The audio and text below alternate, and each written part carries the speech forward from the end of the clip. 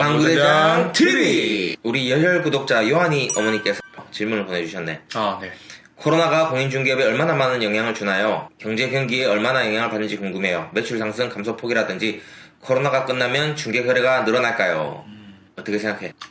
저는 그러니까 아무런 조사도 안 해보고 그냥 딱 들었을 때 영향을 많이 미칠 것 같아요. 그러니까 그렇지. 부정적으로. 왜냐면 경기가 전체적으로 이제 코로나 때문에 침체되었고 부동산도 어쨌든 그것 중 하나니까 사람들도 잘 못 돌아다니고 그러니까 거래도 줄어들고 그럴 것 같아요. 그렇지. 실제로 우리 사무실 같은 경우에는 거의 최근 6개월 동안 똔똔이야. 비슷하다. 똔똔이라는 게 뭐냐면 사업 수지에 흑자가 없어.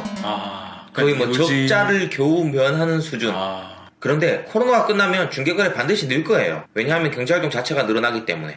그런데 한편으로 이 부분을 조금 봐야 될 것 같아요. 요거는 한국감정원에서 월별 전국 주택 매매 거래량을 나타내는 자료인데, 사실 코로나라는 악재에도 불구하고 우리나라는 사실 2020년 올해 유례없는 부동산 폭등기를 겪고 있어요.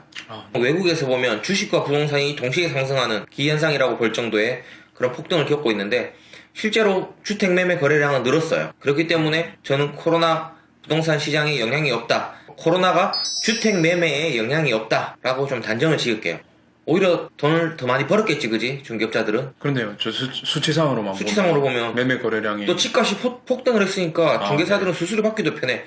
결론은 주택 거래가 많아져서 중개업은 불황이 아니다. 그 주택 거래가 많아진 이유 중에 하나가 이제 부동산 규제 정책 때문에. 그렇지, 정책이야. 이제 반작용으로. 정책의 반작용이라기보다는 정책을 잘못 쓴 거지. 정책을 잘 썼는데 반작용이 생긴 게 아니고. 그런데 여기서 이 주택 거래 수로 봐서는 중개업자가 굉장히 수입이 늘었어야 되잖아.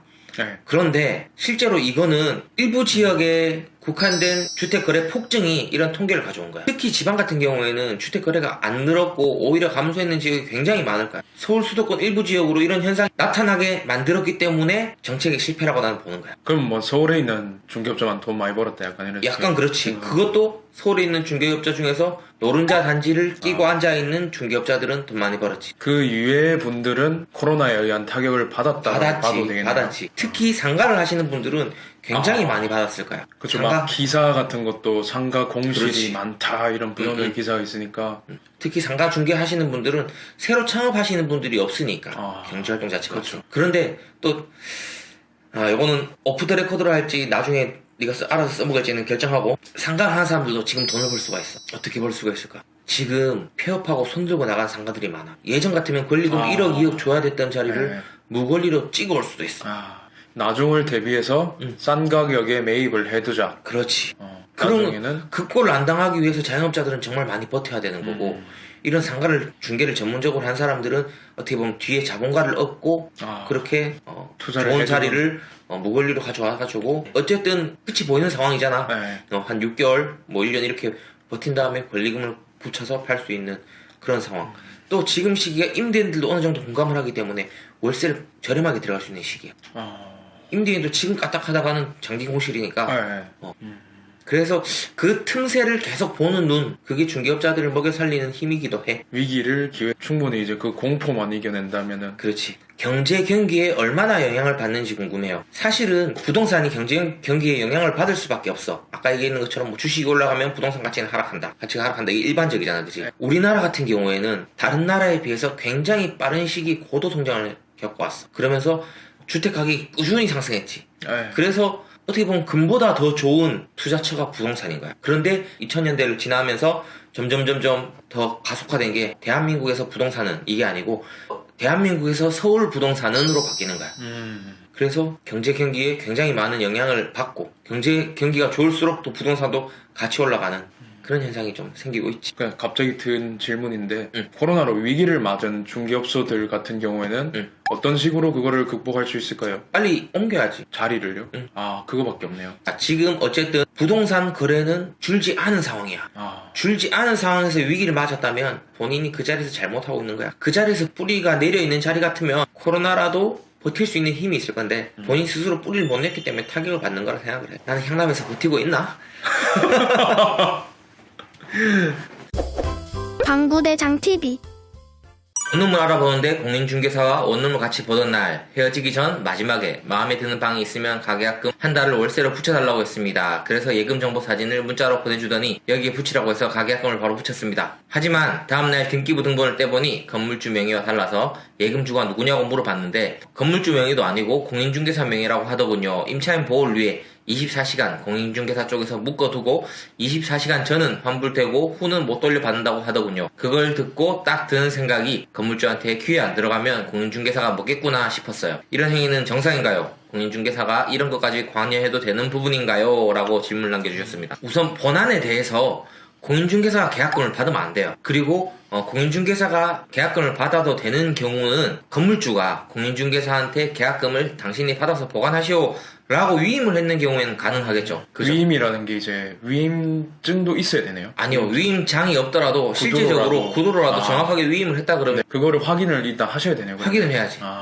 그리고 만약에 공인중개사가 받은 계약금도 유효하다라고 임대인이 인정을 하게 되면 그 계약금은 사실 유효합니다.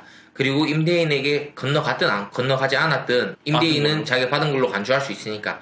그런데 그 부분은 좀 말이 안 돼요. 임차인 보호를 위해서 24시간 공인중개사 쪽에서 묶어두고 이게 임차인 보호를 위한 일이 아니에요. 왜냐하면 쉽게 말해서 내가 본 방에 가계약금을 뭐 10만원, 30만원을 걸었는데 그 방을 다른 사람이 먼저 계약을 해버리면 내가 보호를 못 받는 거죠. 공인중개사에서 받아놓고 24시간 있다가 그 24시간 사이에 다른 사람이 계약을 해버리면 내가 보호를 못 받는 거잖아.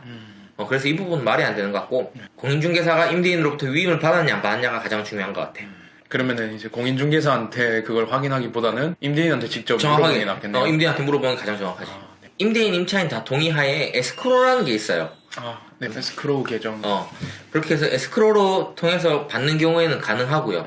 공인중개사는 그 에스크로 계좌를 금융기관에 등록을 하고 이제 계약금을 받을 수 있죠. 약간 안전거래. 그렇지. 안전거래처럼. 뭐 가계약금은 에스크로로 받으면 좋은. 실무적으로 에스크로를 활용하는 중개사들은 잘 없습니다. 박미님, 좋은 아침이에요. 좋은 아침입니다. 네, 추운 아침입니다. 엄청 추워. 네. 외풍 차단 어떻게 된 거야? 한 가지 질문이 생겨서 다시 왔어요. 협회 구인란에 보면 중개법인들이 굉장히 많이 있던데 중개법인이랑 일반 부동산이랑 체계가 많이 다른가요? 중개법인은 수시로 채용을 하는 것 같아서요. 업무한 스타일이 많이 다른지 궁금합니다. 중개법인이라고 하면 일반 개인 중개사무소하고 다른 점은 나름 좀 체계화되어 있다. 체계화되어 있다는 게 업무 영역이 분담되어 있다. 그래서 내가 내 분야에 좀 집중할 수 있고 대신 좀 폭넓게는 못 다루고 그런 차이점이 있을 것 같아요. 그래서 중개법인마다 정말 케이스 바이 케이스라 가지고 한 번쯤 다 찾아가서 면접을 한번 보시면서 어떤 일을 하는지 나한테 기대하는 역할은 무엇인지 그리고 내가 여기서 앞으로 더 얼마나 커갈 수 있는지 이런 부분들을 물어보시면 좋을 것 같아요.